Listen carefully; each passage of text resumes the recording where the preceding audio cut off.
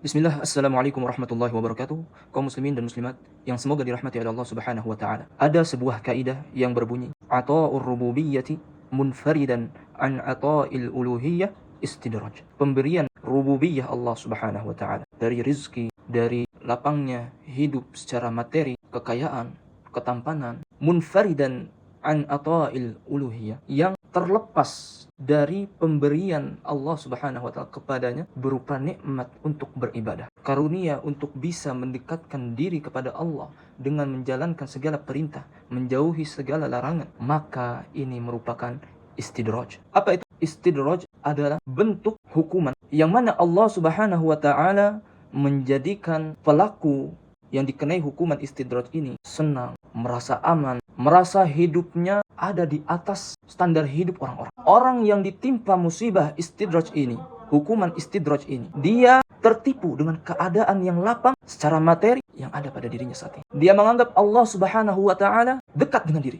mencintai diri, walaupun dia lalai untuk melaksanakan sholat 5 waktu, walaupun dia meninggalkan kewajiban-kewajibannya sebagai muslim dan muslimah, walaupun dia larut dalam dosa dan maksiat, dalam kelalaian, dia menganggap selama hidupku masih lapang, hidupku masih tentram, uang ada, orang-orang di sekitar sehat-sehat, berarti Allah masih cinta terhadap, menunjukkan Allah ridho terhadap dirinya. Kalla, sekali-kali tidak, karena istidraj ini sangat-sangat mengerikan, yang mana seorang sudah ditutup darinya pintu taubat. Karena orang yang terkena hukuman istidraj ini, dia menganggap dirinya dalam kebaikan. Yahsabuna annahum yuhsinuna sun'a. Mereka mengira bahwasanya mereka telah berbuat baik. Apa yang mereka perbuat ini diridhai oleh Allah Subhanahu wa taala.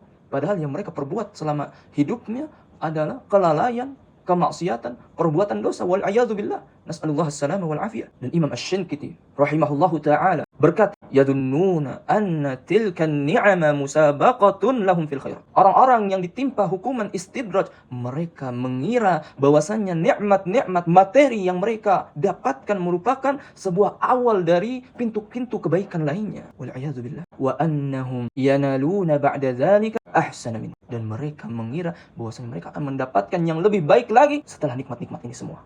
Padahal mereka sedang terkena hukuman istidraj. Wal'iyad. Ya ikhwan sekalian, akhwati sekalian, ya, semoga Allah Subhanahu wa taala jaga diri kita semua dari hukuman istidraj ini. Hati-hati ketika kita mendapati diri kita dalam keadaan lalai, dalam keadaan penuh dengan dosa dan maksiat, sedang kita belum bertaubat, dan kita mendapati nikmat demi nikmat datang, materi tercukupi, bahkan lebih. Fahadharan summa hadhar. Hendaknya kita mewanti-wanti diri kita, bisa jadi itu istidraj. Segera kita sadar bahwasanya apa yang ada pada diri kita dari kelalaian, kemaksiatan, perbuatan dosa dan dosa, baik yang nampak ataupun tidak nampak dari mata manusia, itu merupakan keadaan yang tidak diridhoi oleh Allah Subhanahu wa taala. Karena kalau kita lihat bagaimana kehidupan para nabi dan rasul, ulul azmi minar rusul, mereka hidupnya penuh dengan ujian, hidupnya penuh dengan cobaan. Karena ketika seorang beriman, pasti dia diuji. Ahasiban nasu ayyutraku ayyaqulu amanna wa hum la yuftanun. Apakah manusia ini mengira bahwasanya apabila mereka mengatakan saya beriman, lantas mereka tidak diuji, tidak diikhtibar seberapa keimanan dia, seberapa jujur dia dengan keimanannya. Maka untuk teman-teman yang baru berhijrah dan untuk yang sudah lama berhijrah, ketika mendapatkan kesempitan hidup, materi, keluarga sakit dan lain sebagainya, itu ingat ujian dari Allah Subhanahu wa taala terhadap keimanan kita. Kalau kita bersabar, kita ridha, Allah Subhanahu wa taala telah menyiapkan untuk kita sebuah tempat yang mana tidak ada lagi kesedihan, kegundahan pada tempat tersebut. Maka bersabar dan ridhalah dengan kondisi kita saat ini. Wallahu taala alam bisawab. Wassalamualaikum warahmatullahi wabarakatuh.